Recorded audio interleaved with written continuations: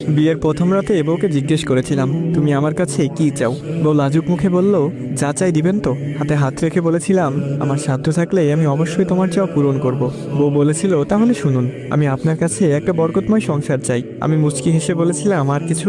সে বলেছিল, দুজনে মিলে এত আমল করতে চাই যে মৃত্যুর পরেও যেন আমরা একসাথে জান্নাতে থাকার সুযোগ পাই। কারণ আল্লাহ তাআলা পবিত্র কুরআনে বলেছেন, স্বামী স্ত্রী দুজনেই নেককার হলে দুজনেই একই জান্নাতে থাকবে।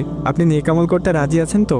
আমি বলেছিলাম, ইনশাআল্লাহ। সে আবার বলেছিল, আর শুনুন, আমি সংসারে কোনো অশান্তি চাই না, তাই আমরা দুজনেই নিয়মিত তাহাজ্জুদের নামাজ পড়বো ইনশাআল্লাহ। কারণ যে ঘরে স্বামী স্ত্রী দুজনেই তাহাজ্জুদের নামাজ পড়বে সেই ঘরে কোনোদিন অশান্তি হবে না, আর বেশি রাগ করা যাবে না। রাসূল সাল্লাল্লাহু আলাইহি ওয়াসাল্লাম বলেছেন, রাগ মানুষের ঈমানকে ধ্বংস করে দেয়। যদিও কখনো আমার রাগ ওঠে তখন আপনি চুপ থাকবেন, আর আপনার রাগ উঠলে আমি চুপ থাকবো। হযরত ওমর রাদিয়াল্লাহু তাআলা আনহু বলেছেন, স্বামীকে রেগে যেতে দেখলে স্ত্রী চুপ থাকবে, আর স্ত্রীকে রেগে যেতে দেখলে স্বামী চুপ থাকবে। কারণ পানি আগুনকে নেভাতে পারে, আগুন কখনো আগুনকে নেভাতে পারে না, বরং আরো বাড়িয়ে দেয়। কি যা বললাম করবেন তো? সেদিন তার হাতে হাত রেখে কপালে চুমু দিয়ে নেক আমল করার ওয়াদা করেছিলাম, যা আজও আমরা দুজনে প্রতিনিয়ত করে যাচ্ছি।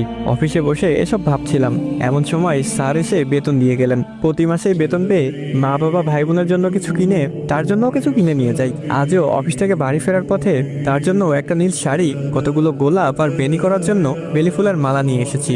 সাথে এনেছি তার পছন্দের কিছু চকলেট, কারণ বাসায় ফেরার পথে স্ত্রীর জন্য কিছু নিয়ে আসা সুন্নাত। বাসার সামনে দাঁড়িয়ে কলিং বেল টিপ দিতেই সে এসে দরজা খুলে দিয়ে আমাকে জড়িয়ে ধরলো। প্রতিদিনই এমনটাই করে সে, তাই আজকেও ব্যতিক্রম না। আমার হাতে এসব কিছু দেখে সে বলল, এত কিছু আনার কি প্রয়োজন ছিল? তোমার হালাল রোজগারে অল্পতেই আমি সন্তুষ্ট। আমি হেসে বললাম, এমনি এমনি তো আর আনিনি। রাসূল সাল্লাল্লাহু আলাইহি ওয়াসাল্লাম বলেছেন, যে স্বামী তার স্ত্রীর জন্য মন খুলে ব্যয় করবে, কিয়ামতের দিন আল্লাহ তাকে পুণ্যে ধনী বানিয়ে দিবে। সে খানিকটা রেগে বলল, হয়েছে, আর বলতে হবে না।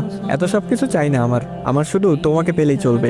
এখন এসব দিয়ে যাও, ফ্রেশ হয়ে আসো, দুজনে মিলে একসাথে খাবো। খাওয়া দাওয়া শেষে এসে বায়না ধরলো চাঁদ দেখবে। কি আর করার, সে নীল শাড়ি পরেছে, বেনিতে বেলি ফুল বেঁধেছে, ফুলের সুবাস ছড়িয়ে পড়ছে তার মাঝে। আমিও তার পছন্দের নীল পাঞ্জাবি পরে তাকে নিয়ে ছাদে গেলাম পূর্ণিমার চাঁদ দেখতে। হঠাৎ সে এসে বলল, এই আমাকে প্রপোজ করো।